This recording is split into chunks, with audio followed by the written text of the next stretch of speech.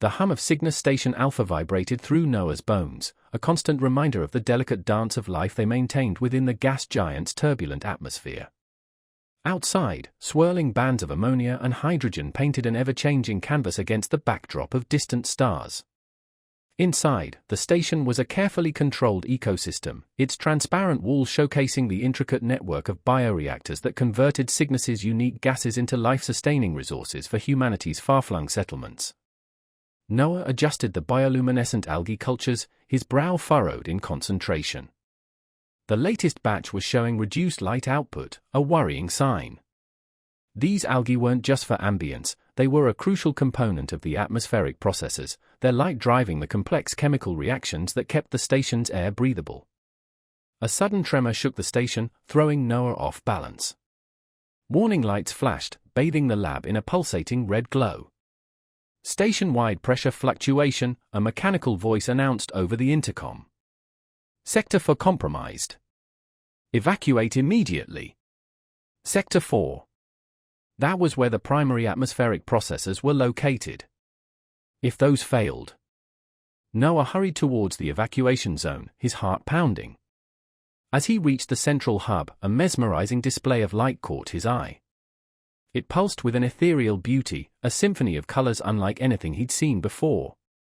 It was emanating from a section of the station usually reserved for observing Cygnus's upper atmosphere.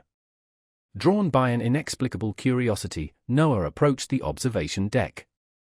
Through the transparent wall, he saw her. She was a being of pure light, a large, bioluminescent jellyfish-like creature with intricate, shifting patterns illuminating her translucent body. He'd heard whispers of the Skyborn, the native inhabitants of Cygnus's upper atmosphere, but had never seen one this close. You feel it too, don't you? The voice, soft and melodic, seemed to resonate within his mind rather than his ears. He turned to see the Skyborn closer than he'd imagined, her light casting an otherworldly glow on the observation deck. Her color shifted and flowed, mirroring the turbulence of the gas giant outside. The tremor, Noah managed, his voice barely a whisper. The station, it's failing. The KRYLL stir, she said, her light pulsing with what seemed like concern. They do not like your presence here. Noah felt a shiver run down his spine.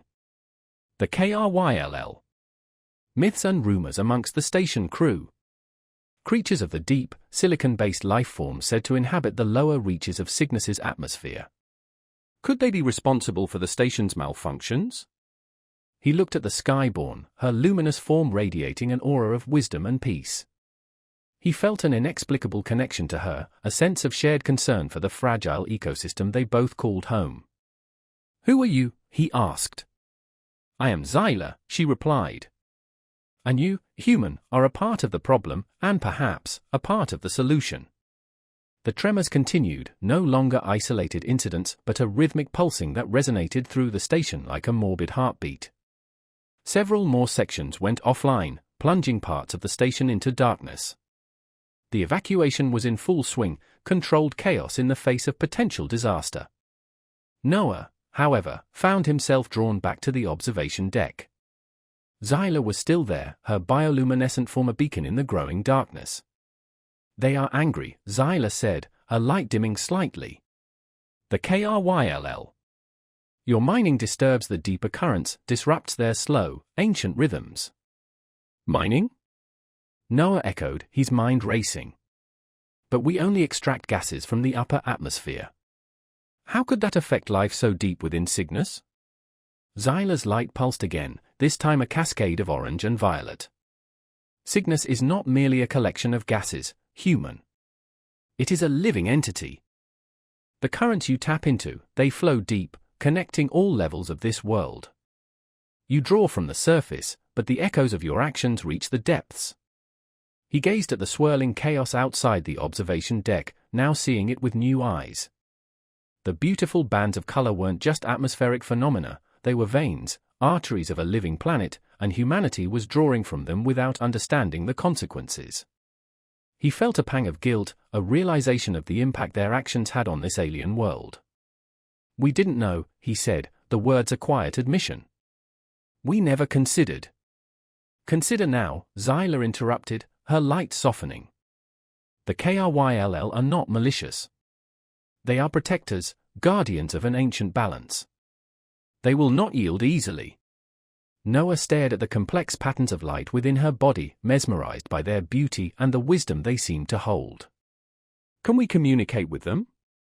Explain our needs, find a way to coexist? Perhaps, Xyla said, a flicker of blue in her light. But their way of thinking is different. They perceive time and energy on scales beyond your comprehension. To them, your actions are a whirlwind of disruption, a threat to the delicate symphony of their existence. He found himself captivated by her, not just by her alien beauty, but by her deep understanding of this alien world. He wanted to understand, too. He wanted to bridge the gap between their species, not just for the sake of humanity's survival, but for the preservation of this breathtaking, delicate ecosystem. Teach me, Noah pleaded, his voice filled with a newfound determination. Teach me about the KRYLL, about Cygnus, about how we can make this right. Xyla's light pulsed slowly, a thoughtful amber. The KRYLL communicate through vibrations, through subtle shifts in the electromagnetic fields within Cygnus. You rely on sight and sound, fleeting surface impressions. To bridge that gap, it will take time, patience, and a willingness to see beyond the limits of your own perception. The station lurched violently, throwing Noah against the observation deck wall. Emergency lights flickered, casting long, distorted shadows. The rhythmic pulsing grew stronger, the KRYLL's anger palpable in the very structure of the station. He looked at Xyla, her light shining brightly in the dim emergency lighting, a beacon of hope in the encroaching darkness. He knew then that his path was clear. He would find a way to communicate with the KRYLL, not just to save humanity, but to prove to Xyla, and to himself, that humanity could be more than just a disruptive force in the universe. They could be a force for understanding, a force for harmony, even in the face of the unknown. And in that pursuit, he found himself drawn to Xyla, not just as a guide, but as a kindred spirit, a shared hope in the darkening whispers of the Cygnus sky. The rhythmic tremors continued, a constant reminder of the KRYLL's growing unrest. Noah barely slept, his mind consumed by the challenge Xyla had presented. He pored over station sensor logs, searching for patterns in the disturbances, cross-referencing them with Xyla's descriptions of the KRYLL's life cycle.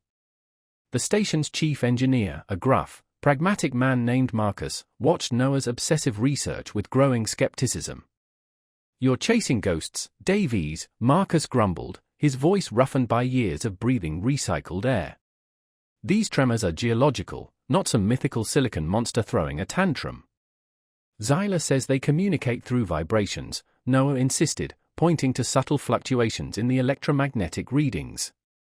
"Look, the patterns correlate with the tremor intensity. It's not random."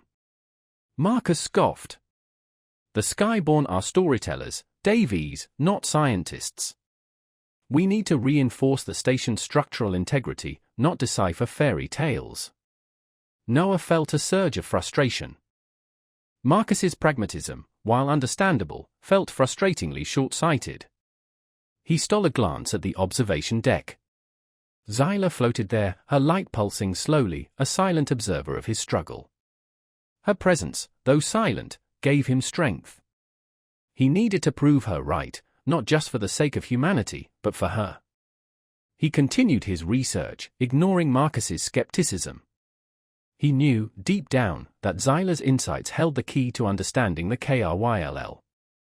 His bioengineering background gave him an advantage. He understood the delicate interplay of biological and physical systems.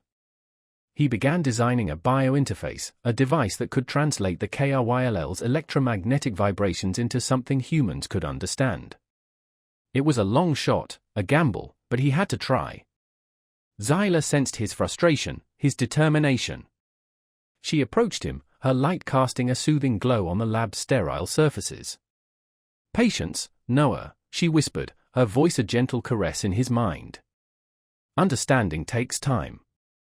The KRYLL's rhythms are not your rhythms." He looked at her, the intricate patterns of light within her body captivating him. He saw a reflection of Cygnus's beauty within her, a glimpse into the intricate web of life that he was only beginning to understand. "I want to understand," he said, his voice low. Not just for the station, not just for humanity, but for you, for this world. A ripple of emerald green flowed through Xyla's light. He sensed a flicker of something different. Curiosity? Perhaps even something akin to appreciation? He wasn't sure, but the connection between them felt stronger, deeper. He spent the next few days working tirelessly, modifying existing sensor equipment, growing bioluminescent cultures that mimic the KRYLL's electromagnetic signature, pushing the limits of his bioengineering expertise.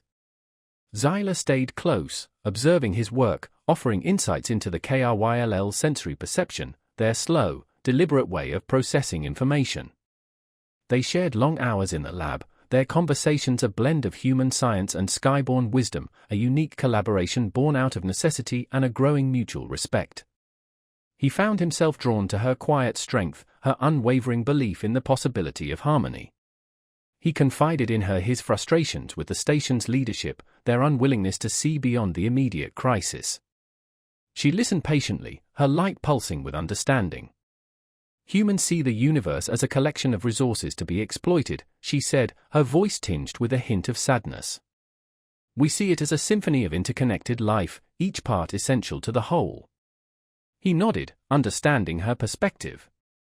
He felt a growing shame at humanity's short-sightedness, their tendency to prioritize immediate gain over long-term consequences. He wanted to prove to her, to himself, that humanity could be better than that. As he worked, he noticed subtle changes in Xyla. Her light pattern seemed to respond to his presence, mirroring his emotions, his frustrations, his hopes. He found himself anticipating her arrival in the lab each morning, her presence a calming influence in the midst of the growing chaos. He realized, with a jolt, that he was no longer just working to solve a crisis, he was working to earn her respect, to prove to her that a human could be worthy of her trust, perhaps even her affection. One evening, as he struggled with a particularly stubborn biocircuit, he felt a gentle touch on his arm. He looked up, startled. Xyla was closer than ever before, her light casting a warm, intimate glow on his face. Frustration clouds your perception, she whispered, her voice a symphony of light and sound. He looked into the depths of her luminous form, mesmerized by the swirling patterns of light. He felt a strange tingling sensation, a connection that transcended words, a shared understanding that went beyond the scientific and the spiritual. He found himself leaning closer, drawn to her light, to her wisdom, to the quiet strength that radiated from her very being. He felt a flicker of hope, a sense that perhaps, just perhaps, he could bridge the void, not just between humanity and the KRYLL, but between himself and this extraordinary being from another world. The nutrient solution shimmered in the dim lab light, its surface alive with the faint glow of bioluminescent algae. Noah meticulously adjusted the electrodes, his fingers trembling with a mixture of exhaustion and anticipation. Days blurred into nights as he worked on the bio-interface, driven by Xyla's insights and his own growing need to connect with the KRYLL. Finally, he was ready. He activated the device, a low hum filling the lab as the algae pulsed in a carefully calibrated sequence, mimicking the electromagnetic vibrations Xyla had described. He sent a simple message, a repeating pattern meant to convey a sense of peace, a non-threatening presence. Silence. For a heart-stopping moment, Noah feared he had failed. Then, a faint vibration rippled through the lab, barely perceptible, like a whisper in the deep. The algae in the interface responded, their glow shifting and intensifying. A response. He adjusted the sensors, focusing on the returning signal, translating the KRYLL's vibrational language into visual patterns on a monitor. The patterns were chaotic at first, then slowly coalesced into a series of complex, fractal shapes. Xyla, who had been silently observing, drifted closer, her light pulsing with a mixture of curiosity and caution. "They acknowledge your presence," she whispered, her voice a melodic vibration in Noah's mind. "They ask, why do you disrupt the flow?" Noah's heart pounded. He had done it. He had opened a channel of communication with the KRYLL. He quickly formulated a response, a visual representation of humanity's need for the gases, the life-sustaining resources they provided. He showed them images of human settlements, families, children thriving thanks to the resources extracted from Cygnus. He explained their limited understanding of the deeper ecosystem, their unintentional disruption. The KRYLL's response was slow, deliberate. Images flickered on the monitor, not of anger or aggression, but of concern. He saw visions of vast, slow-moving currents deep within Cygnus, intricate ecosystems built on delicate chemical balances, life forms unlike anything he had ever imagined. He saw the disruption caused by the human mining operations, not as a malicious attack, but as a creeping imbalance, a slow poisoning of their ancient world. Xyla's light dimmed slightly. "They show you their vulnerability," she said, her voice tinged with sadness. "Their life cycle is slow, measured in millennia. What you perceive as abundance, they see as a finite resource, a delicate balance easily disrupted." Noah felt a pang of guilt, a deeper understanding of the consequences of human actions. He saw not just an alien species, but a civilization, a culture, a way of life threatened by their ignorance. He turned to Xyla, her light a beacon of understanding in the dim lab. He saw a reflection of the KRYLL's vulnerability in her soft glow, a shared concern for the delicate balance of life on Cygnus. He reached out, his hand hovering near her luminous form. He hesitated for a moment, unsure if his touch would be welcome. Xyla pulsed gently, a ripple of warm amber flowing through her light. He felt a subtle invitation, a silent permission. He touched her lightly, his fingers brushing against her ethereal form. He felt a strange tingling sensation, a rush of warmth and energy. Xyla's light intensified, a cascade of vibrant colors swirling within her body. He felt a wave of emotion wash over him, not through words, but through a shared understanding that transcended language, a connection that went beyond the scientific and the spiritual. He saw a flash of an image in the KRYLL's response, a single, powerful symbol, a swirling vortex of light and energy, a representation of Cygnus itself. He understood. They weren't just asking for a cessation of human activity, they were asking for a partnership, a symbiotic relationship that would allow both species to thrive within the delicate ecosystem of the gas giant. He looked at Xyla, her light reflecting the swirling vortex, a shared vision of a future where humanity and the KRYLL could coexist, not as adversaries, but as partners in the grand symphony of Cygnus. He knew then that his journey had just begun, a journey of understanding, of collaboration, and perhaps, even of love, in the whispering depths of the Cygnus sky. The KRYLL's message replayed in Noah's mind, a symphony of light and vibration that spoke of vulnerability and a desperate plea for balance. He had proof, undeniable evidence of their sentience, their deep connection to Cygnus. Now, he had to convince the others. He rushed to the command center, the KRYLL's plea echoing in his heart. Commander Thorne, a stern woman with steel-gray eyes, listened patiently, but her expression remained skeptical. "Fascinating, Davies," she said, her voice laced with skepticism. "But it's hardly conclusive. These messages could be anything, random fluctuations misinterpreted by your device." Noah's frustration flared. "They showed us their world, Commander.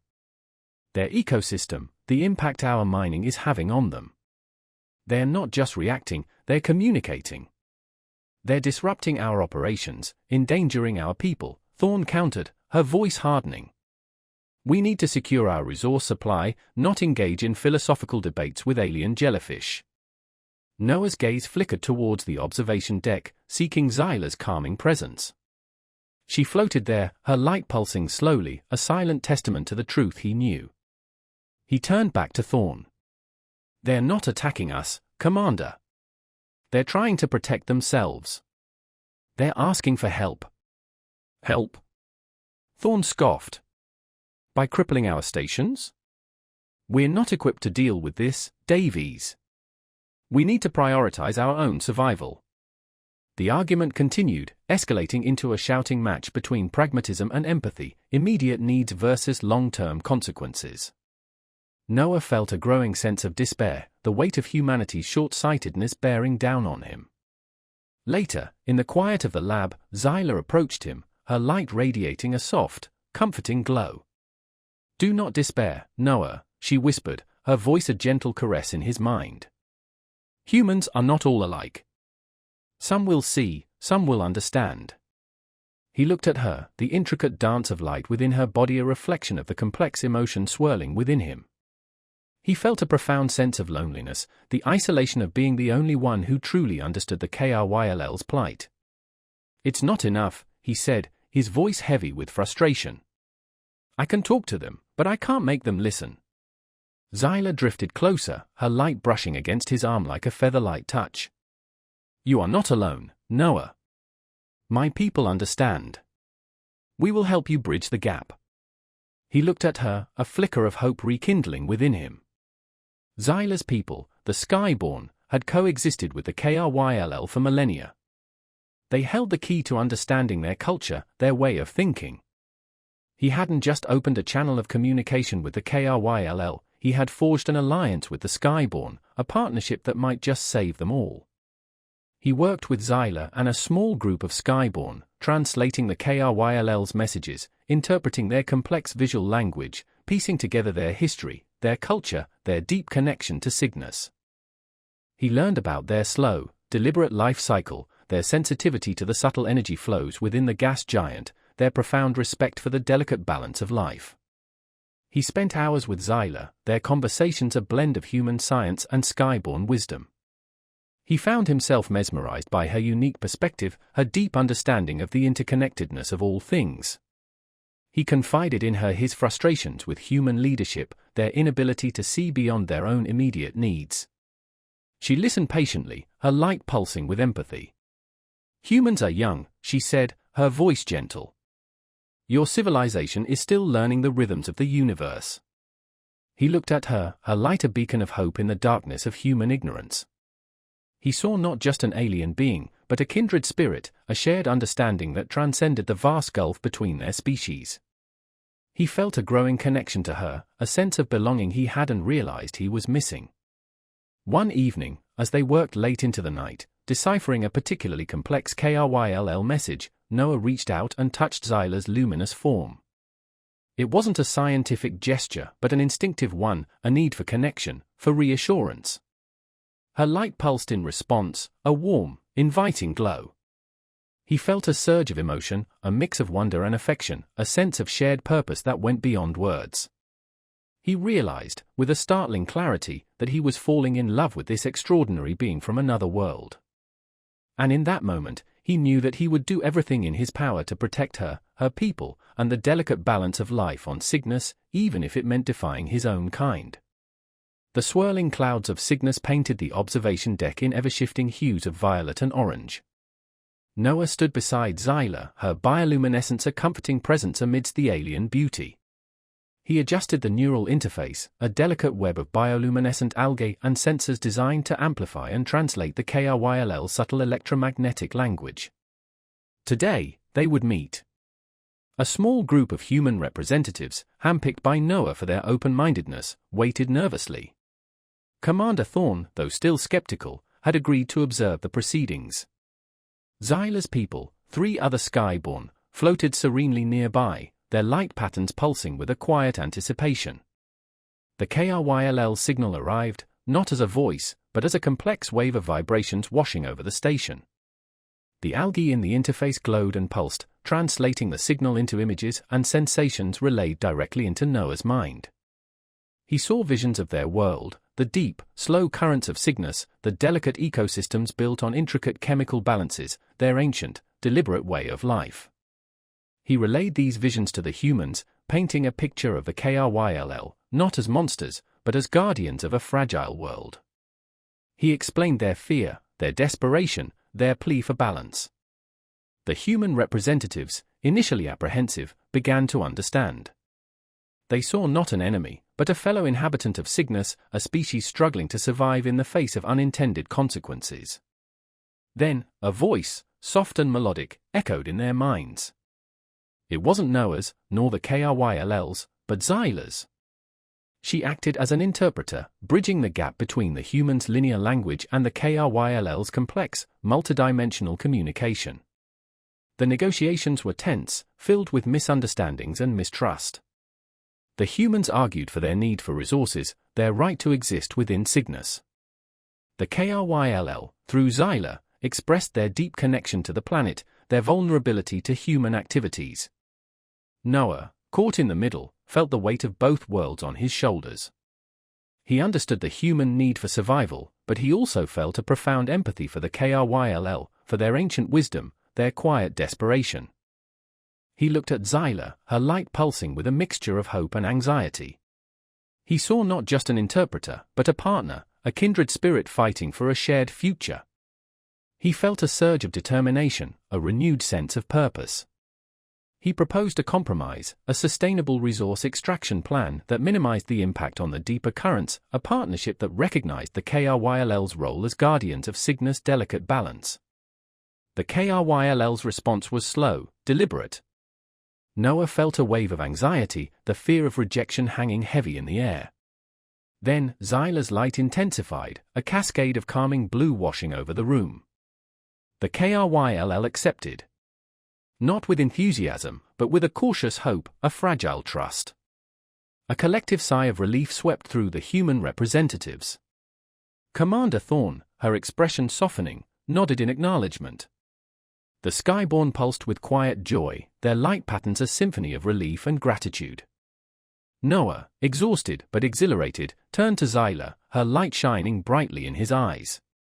He reached out, his hand gently brushing against her luminous form. He felt a tingling warmth, a surge of shared emotion that transcended words. "We did it," he whispered, his voice filled with a mix of relief and awe. Xyla's light pulsed softly, a ripple of warm amber flowing through her body. "Not yet, Noah," she said, her voice gentle. "This is just the beginning. Trust is fragile, easily broken. We must continue to learn, to understand, to grow together." He nodded, knowing she was right. The peace was fragile, the future uncertain. But as he looked at Xyla, at the shared hope reflected in her light, he felt a sense of cautious optimism. He had bridged the void between two worlds, and in doing so, he had found a connection, a love, that transcended the vastness of space and the differences of their species.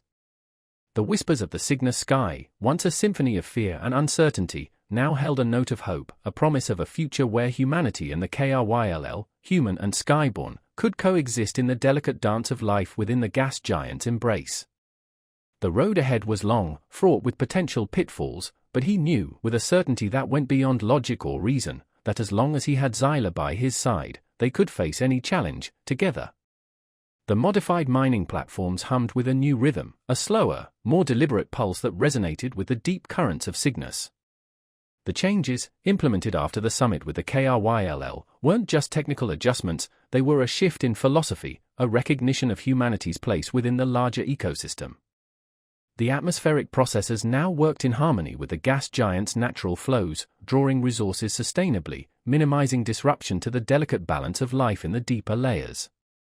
The station felt different, calmer, the constant tremors that had plagued them for weeks now subsided to a gentle, almost imperceptible hum.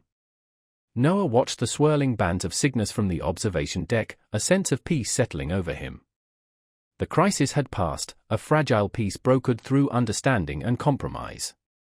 He glanced at Xyla, her luminous form radiating a soft, contented glow. She had been instrumental in forging the agreement, her ability to bridge the gap between human and KRYLL communication invaluable. "It feels quieter," he said, his voice barely a whisper. "The KRYLL appreciate your efforts," Xyla replied, her light pulsing gently. "They sense the change in your rhythm, the slowing of your pulse." He smiled, a genuine, heartfelt smile that reached his eyes. "It wasn't just me," he said, his gaze meeting hers. "It was us. Working together, understanding each other." A ripple of emerald green flowed through Xyla's light. "Understanding is the foundation of all symbiotic relationships," she said, her voice a melodic vibration in his mind. "But it is a delicate balance, easily disrupted." He knew she was right. The peace was fragile, the future uncertain. There were still factions within human leadership who saw the KRYLL as a threat, who grumbled about the limitations imposed on resource extraction. Maintaining the balance would require constant vigilance, a commitment to understanding and cooperation. He looked at Xyla, her luminous form a beacon of hope in the vastness of space. He felt a deep connection to her, a bond forged in crisis, strengthened by mutual respect and a shared purpose. He realized, with a quiet certainty, that his feelings for her had deepened, evolved beyond mere admiration into something more. He reached out, his hand gently brushing against her ethereal form. He felt a tingling warmth, a surge of shared emotion that transcended words. "I don't know what the future holds," he said, his voice low and sincere. "But I know I want to face it, with you." Xyla's light intensified, a cascade of vibrant colors swirling within her body. He sensed a flicker of something in her light, something that mirrored his own growing emotions. "The future is unwritten, Noah," she said, her voice a soft whisper in his mind. "But the present is a gift. A moment of shared understanding, a fleeting harmony in the symphony of the universe." He leaned closer, drawn to her light, her wisdom, her quiet strength. He felt a sense of belonging, a completeness he hadn't realized he was missing. He knew, with a certainty that defied logic or reason, that his life had changed forever, intertwined with the fate of this alien world and the luminous being who had shown him the true meaning of connection. The whispers of the Cygnus sky, once a source of fear and uncertainty, now held a promise, a whisper of love in the vastness of space, a fragile harmony echoing in the depths of his heart. The KRYLL, though accepting of the new agreement, remained distant, their slow, ancient rhythms out of sync with the frenetic pace of human life. The Skyborn, however, became regular visitors to the station, sharing their wisdom, their unique perspective on the interconnectedness of all things. Life on Cygnus Station Alpha settled into a new normal, a delicate balance between human ingenuity and the ancient rhythms of the gas giant. The future remained uncertain, but with Xyla by his side, Noah felt a sense of hope, a quiet confidence that they could face any challenge, together, in the whispering embrace of the Cygnus sky. He knew their path wouldn't be easy, that maintaining the delicate balance they had achieved would require constant effort, but the shared purpose they had found, the connection they had forged, gave him strength. And in the quiet moments, beneath the swirling colors of Cygnus, he allowed himself to dream of a future where human and Skyborn, two vastly different species, could find not just coexistence, but a shared destiny, a love story whispered in the heart of a gas giant.